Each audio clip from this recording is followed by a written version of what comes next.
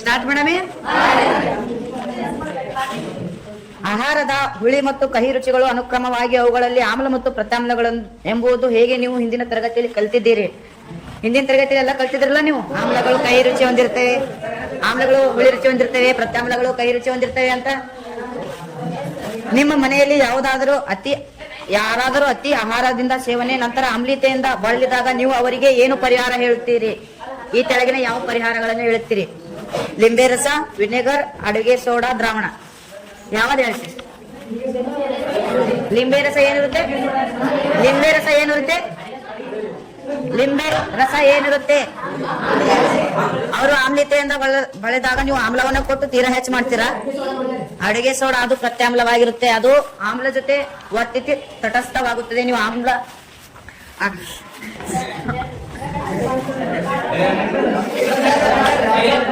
ಆಮ್ಲದ ಜೊತೆಗೆ ವರ್ತಿಸಿ ತಟಸ್ಥವಾಗಿ ಅವರು ನೋವಿನಿಂದ ಬಳಲವರು, ಆಮ್ಲತೆಯಿಂದ ಬಳಲುತ್ತಿದ್ದವರು ಕಡಿಮೆ ಆಗ್ತದೆ. ನೀವು ಇದರಲ್ಲಿ ಅಡಿಗೆ ಸೋಡಾದ ದ್ರಾವಣವನ್ನು ಅವರಿಗೆ ಪರಿಹಾರವಾಗಿ ನೀಡಬೇಕು.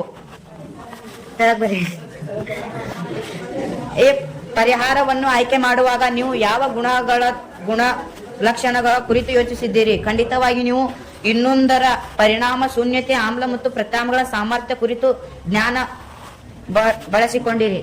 ಹೌದಲ್ಲ? ನಾವು ಹುಳಿ ಮತ್ತು ಕಹಿ ವಸ್ತುಗಳನ್ನು ಅವುಗಳ ರುಚಿ ನೋಡದೆ ಹೇಗೆ ಪರೀಕ್ಷಿಸುವುದು ಎಂಬುದನ್ನು ಸ್ಮರಿಸಿಕೊಳ್ಳೋಣ. ಆಮ್ಲಗಳು ಹುಳಿ ರುಚಿ ಹೊಂದಿದ್ದು ನೀಲಿ ಲಿಟ್ಮಸ್ ಕೆಂಪು ಬಣ್ಣಕ್ಕೆ ಬದಲಾಯಿಸುತ್ತವೆ. ಆದರೆ ಪ್ರತ್ಯಾಮ್ಲಗಳು ಕಹಿ ರುಚಿ ಹೊಂದಿದ್ದು ಕೆಂಪು ಲಿಟ್ಮಸ್ ಕಾಗದವನ್ನು ನೀಲಿ ಬಣ್ಣಕ್ಕೆ ಬದಲಾಯಿಸುತ್ತವೆ ಎಂಬುದು ನಿಮಗೆ ಈಗಾಗಲೇ ಹಿಂದಿನ ಅಧ್ಯಾಯದಲ್ಲಿ ತಿಳಿದಿದೆ. ಹೌದಲ್ವಾ? ಲಿಟ್ಮಸ್ ಒಂದು ನೈಸರ್ಗಿಕ ಸೂಚಕ. ಮತ್ತೊಂದು ಇಂತಹ ಸೂಚಕಗಳೆಂದರೆ ಅರಿಶಿಣ. ಬಿಳಿ ಬಟ್ಟೆಯ ಮೇಲೆ ಸಾರಿನ ಕಲೆಯು ಪ್ರತ್ಯಾಮ್ಲೀಯ ಗುಣವುಳ್ಳ ಸಾಬೂನಿನ ಉಜ್ಜಿದಾಗ ಕೆಂಪು ಮಿಶ್ರಿತ ಕಂದು ಬಣ್ಣಕ್ಕೆ ತಿರುಗುತ್ತದೆ. ನೀವು ಗಮನಿಸಿದ್ದೀರಾ?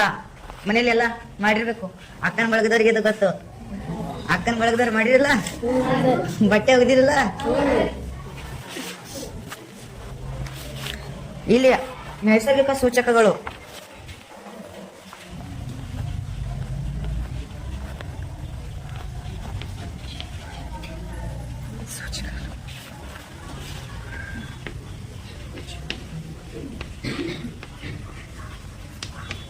ಯಾರ್ಯಾರು ಹೇಳಿ? ಇನ್ನೇನ ಹೇಳಿದಲ್ಲ ಯಾವ್ಯಾವು?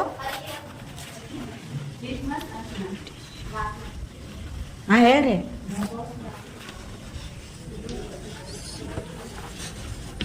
ಮತ್ತ ಇನ್ನೊಂದು ಎತ್ತಿದ್ರಾಗ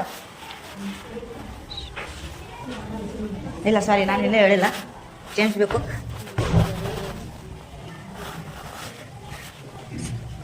ಅರಿಶಿನ ಬಿಳಿ ಬಣ್ಣಕ್ಕೆ ಮೇಲಿನ ಸಾರಿನ ಕಲೆ.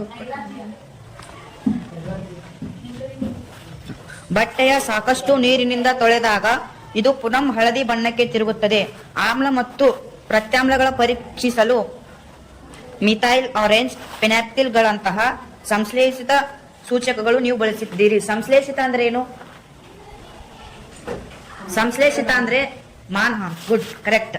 ಮಾನವ ತಯಾರಿಸಿದ್ದು, ಕೃತಕವಾಗಿ. ನೈಸರ್ಗಿಕದಿಂದ ಅದು ಬರಲ್ಲ, ಮಾನವ ಅದನ್ನು ತಯಾರಿಸಿರ್ತಾನ. ಇದು ನೈಸರ್ಗಿಕ. ಕೃತಕಗಳಿಗೆ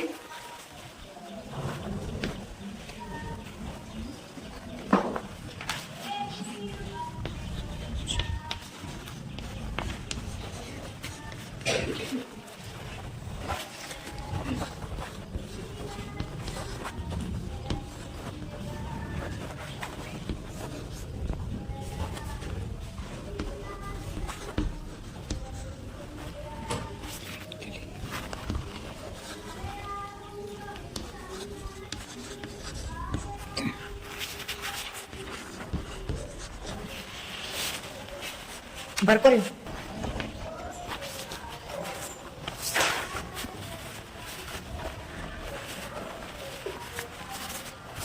ಎಲ್ಲ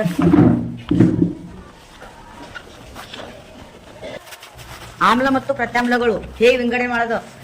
ಇದ್ರೊಳಗೆ ಕಾಮನ್ ಏನಂತ ಏನ್ ಗೊತ್ತಾಗುತ್ತೆ? ಕಾಮನ್ ಇದ್ರಾಗ ಏನೈತಿದ್ರೆ ಕಾಮನ್ ಪ್ರತ್ಯಾಮ್ಲಗಳು ಎಲ್ಲದ್ರಾಗೂ ಹೈಡ್ರಾಕ್ಸೈಡ್ ಹೈಡ್ರಾಕ್ಸೈಡ್ ಹೈಡ್ರಾಕ್ಸೈಡ್ ಹೈಡ್ರಾಕ್ಸೈಡ್ ಎಲ್ಲದ್ರಲ್ಲೂ ಅದಾವ. ಹೈಡ್ರಾಕ್ಸೈಡ್ ಬಂತಂದ್ರೆ ನೀವು ಪ್ರತ್ಯಾಮ್ಲ ಅಂತ ತಿಳ್ಕೊಳ್ಬೇಕು. ಇಲ್ಲಿ ಕಾಮನ್ ಆಗಿ ಎಲ್ಲಾ ಆಮ್ಲಗಳ ಮುಂದೆ ಆಮ್ಲ ಅಂತ ಬರ್ದೇ ಇರುತ್ತೆ. ಉಳ್ಕಿದ್ದು ಆಮ್ಲ ಮತ್ತು ಪ್ರತ್ಯಾಮ್ಲ ನಿಮ್ಗೆ ಹೀಗೆ ಕೊಟ್ಟರು ವಿಂಗಡಿಸೋಕೆ ಬರೋಕೆ ಹೇಳಿದೆ ಅಷ್ಟೇ.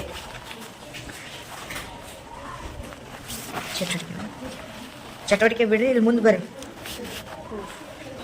ನಿಮ್ಮ ವೀಕ್ಷಣೆಗಳ ಆಧಾರ ಮೇಲೆ ವೆನೆಲ್ಲಾ, ಈರುಳ್ಳಿ ಮತ್ತು ಲವಂಗದ ಎಣ್ಣೆ ಇವುಗಳೆಲ್ಲ ಯಾವುದನ್ನು ಗ್ರಾಣ ಸೂಚಕವಾಗಿ ಬಳಸುತ್ತಾರೆ?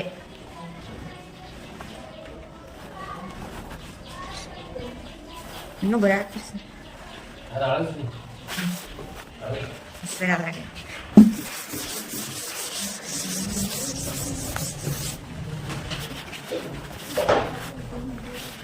ನೋಡಿ, ಗ್ರಹಣ ಸೂಚಕಗಳು ಅಂದ್ರೆ ಯಾವ್ಯಾವು? ವೆನೆಲ್ಲಾ, ಈರುಳ್ಳಿ, ಲವಂಗದ ಎಣ್ಣೆ. ಇವುಗಳನ್ನು ನಾವು ಆಮ್ಲ ಮತ್ತು ಪ್ರತ್ಯಾಮ್ಲಗಳ ರಾಸಾಯನಿಕ ಗುಣಗಳನ್ನು ಪರೀಕ್ಷಿಸಲು ಇನ್ನು ಕೆಲವು ಚಟುವಟಿಕೆ ಮಾಡಲು ಬಳಸುತ್ತೇವೆ.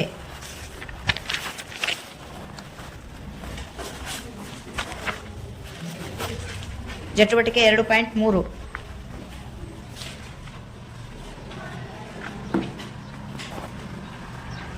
ಅಕ್ಕ ಎಲ್ಲರೂ ಬುಕ್ಕ ಮುಚ್ಚಿಡ್ರಿ, ಬರಿಬೇಡ ಯಾರು. ಚಟುವಟಿಕೆ 2.3. ಒಂದು ಪ್ರಮಾಣದಲ್ಲಿ 5 ml ಸಾರರಿಕ್ತ ಸಲ್ಫ್ಯೂರಿಕ್ ಆಮ್ಲ ತೆಗೆದುಕೊಳ್ಳಿ. ಸಾರರಿಕ್ತ, ಸಾರಕೃತ ಅಂತಂದ್ರ ಸಾರರಿಕ್ತ ಅಂದ್ರೆ ನೀರಿನ ಜೊತೆ ದುರ್ಬಲ ಮಾಡಿರೋದು. ವಸ್ನಲ್ಲಿ ಹೇಳ್ಬೇಕಂದ್ರೆ ದುರ್ಬಲ ಮಾಡಿರೋದು, ಅದನ್ನ ಸಾರ ರಿಕ್ತ ಅಂತೇವಿ. ಪ್ಲಿವರ್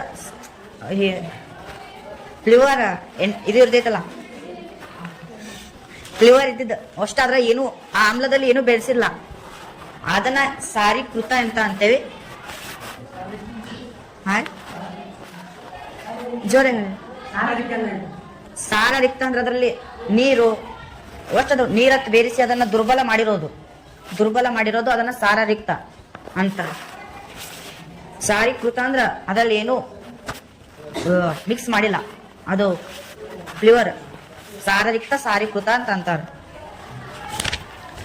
5 ml ಸಾರರಿಕ್ತ ಸಲ್ಫ್ಯೂರಿಕ್ ಆಮ್ಲ ತೆಗೆದುಕೊಳ್ಳಿ ಮತ್ತು ಅದಕ್ಕೆ ಕೆಲವು ಸತುವಿನ ಚೂರುಗಳನ್ನು ಸೇರಿಸಿ. ಸತುವಿನ ಚೂರುಗಳ ಮೇಲ್ಮೈಯಲ್ಲಿ ಏನೇನಾಗುವುದನ್ನು ವೀಕ್ಷಿಸಿ. ಬಿಡುಗಡೆಯಾದ ಅನಿಲವನ್ನು ಸಾಬೂನಿನ ದ್ರಾವಣ ಮೂಲಕ ಹಾಯಿಸಿ ಸಾಬೂನಿನ ದ್ರಾವಣ ಗುಳ್ಳೆಗಳು ಉಂಟಾಗುತ್ತವೆ. ಗಾಳಿಯಲ್ಲಿ ತುಂಬಿದ ಗುಳ್ಳೆಗಳ ಹತ್ತಿರ ಮೇಣದ ಬತ್ತಿಯನ್ನು ತನ್ನಿ. ಉರಿಯುತ್ತಿರುವ ಮೇಣದ ಬತ್ತಿಯನ್ನು ತನ್ನಿ. ನೀವು ಏನನ್ನು ವೀಕ್ಷಿಸುವಿರಿ? ಈ ಚಟುವಟಿಕೆಯಲ್ಲಿ HCl, HNO3 ಮತ್ತು CHO ಇಂತಹ ಇನ್ನು ಕೆಲವು ಆಮ್ಲಗಳೊಂದಿಗೆ ಪುನರಾವರ್ತಿಸಿ. ಏನಾಕೈತೆ ಅಂದ್ರ ಆಮ್ಲದ ಜೊತೆ ಯಾವುದಾದರೂ ಕಬ್ಬಿಣ ಒಂದು ಪ್ರತ್ಯಾಮ್ಲೀಯ ಗುಣವನ್ನು ಹೊಂದಿರುತ್ತದೆ, ನಿಮ್ಗೆಲ್ಲರೂ ಗೊತ್ತೈತಿ. ಅದು ಆಮ್ಲದ ಜೊತೆ ವರ್ತಿಸಿ ಆಮ್ಲ ಮತ್ತು ಪ್ರತ್ಯಾಮ್ಲಗಳಿಂದ ಹೈಡ್ರೋಜನ್ ಅನಿಲ ಉತ್ಪತ್ತಿಯಾಗುತ್ತದೆ, ಬಿಡುಗಡೆಯಾಗುತ್ತದೆ.